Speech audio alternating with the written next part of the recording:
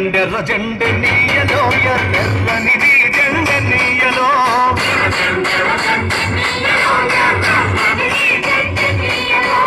ఎర్ర జెండెర్ర జెండెనీయలో ఎర్రనిది జెండెనీయలో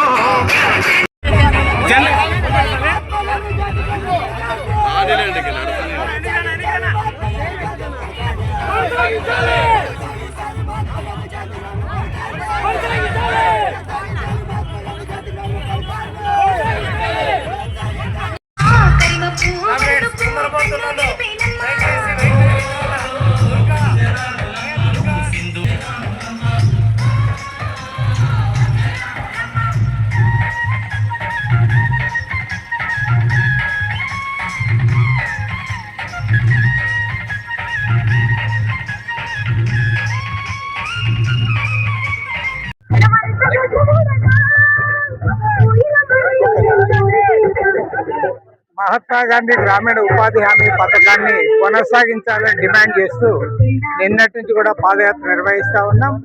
మరి ఈ పాదయాత్రకు అన్ని రాజకీయ పార్టీలు కూడా ప్రజా సంఘాలు మద్దతు ఇస్తా ఉన్నాయి.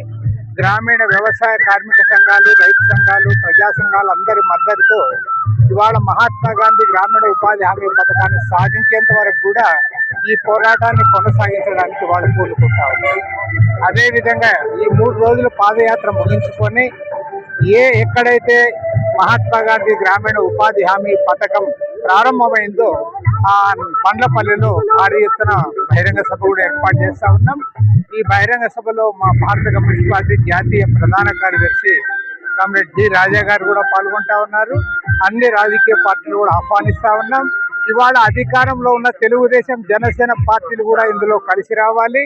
ఎందుకంటే ఇవాళ గతంలో 90% కేంద్ర ప్రభుత్వం నిధులు భరించేది, దాన్ని 60% కుదించారు. రాబోయే రోజుల్లో దీన్ని నిర్వీర్యం చేయడానికి ఈ కార్యక్రమం కొనసాగుతూ ఉంది. కాబట్టి ఇవాళ అన్ని రాజకీయ పార్టీలు ముక్త కంఠంతో దీన్ని నిరసించాలి, ఖండించాలి. పేద ప్రజల తరఫున, గ్రామీణ ప్రజల తరఫున కూడా మనం అందరం నిలబడాలి.